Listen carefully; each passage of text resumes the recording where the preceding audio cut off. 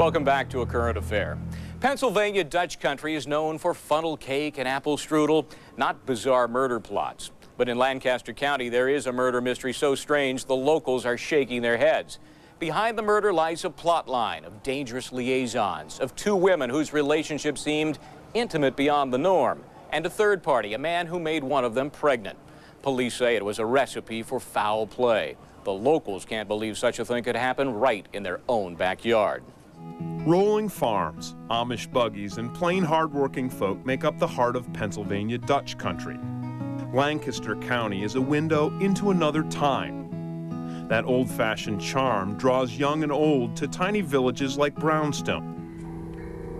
That's why neighbors were flabbergasted when they learned one of their very own was harboring a dark secret.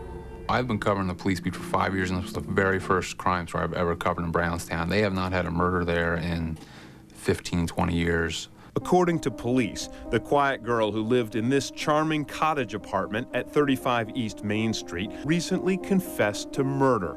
19-year-old Felina Bilodeau is charged with criminal homicide in a crime so bizarre, many in this close-knit neighborhood still can't believe it's true. When I heard it, I just screamed and I said, no, not Felina.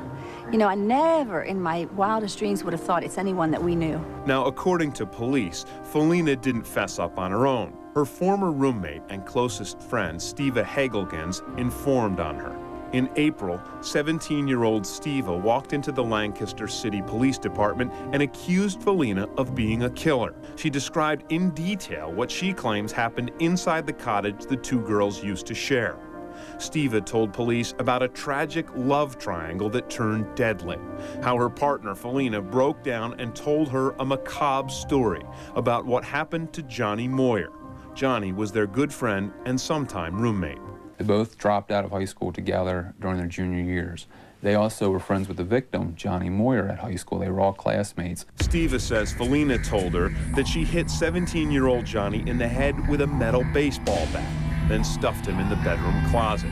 His body lay there behind closed doors for more than a month. Which you can imagine caused quite a big smell in the apartment. Stiva told police that she later helped Felina get rid of the body. While their neighbors slept, Stiva claims the two friends got to work in the backyard. After they dug a hole behind a shed in the backyard, she says they put the corpse in a wheelbarrow, then dumped it into a makeshift grave. Stiva would keep this dirty little secret to herself for 2 years. That's right, if Stiva is telling the truth, Johnny didn't die recently. He met his demise in 2003. Why would Stiva wait 2 years before coming forward to the police? One can speculate and say that her conscience had gotten to her. Maybe there was a falling out between her and Felina, and she could get back at Felina by going forward with this information. When detectives questioned Felina, they say she admitted striking Johnny in the head with a bat. When investigators searched the backyard for the body, the grave was right where they were told it would be. After 2 years in the ground, all that was left was a pile of bones. The investigators are about 75% sure it is Moyer. They are trying to use dental records to match his identity. It seemed very odd, very creepy. Like, how could nobody know that these two girls actually buried somebody back there? To understand this bizarre chain of events that occurred on East Main Street, you have to understand the teenagers that lived there. According to friends, Johnny and the girls had been good buddies for years. When each teen dropped out of high school, they became even closer. Friends say that when Stiva began having trouble at home, she moved in with Felina. Felina also helped out Johnny, who had family problems of his own. When Johnny wasn't sleeping on a park bench, he often stayed in the cottage with the girls. The trio began working at the Brownstown restaurant in December of 2003, but shortly after they were hired, they were fired for stealing. Felina and Stiva were caught by police and put on probation, but Johnny was on the run. Many in town suspected he was hiding out at the cottage. There's questions about where Johnny went, why, his friends are asking, why isn't he here anymore? Did he leave? When word spread that Stiva was pregnant, rumors began to swirl again about Johnny. Residents wondered if the teen's disappearance had anything to do with a messy love triangle.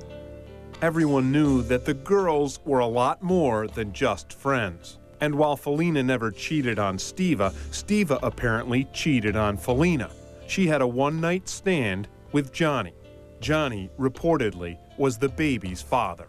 I knew it was Johnny's because everybody knew that she cheated on Felina with Johnny. Perhaps more than any of the trio's friends, Sheena Heiser knows Felina best. They've been dear friends since they were kids. She was excited. She wanted a kid. She was going to officially take care of her and the baby. It was going to be their baby, not Steva and Johnny. And folks in town can only guess what the real story is behind the Johnny Moyer mystery.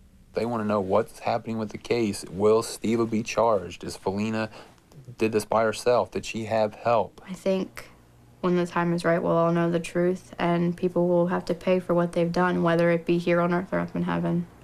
For now, Felina is behind bars, facing several charges, including criminal homicide. But her alleged accomplice is still free.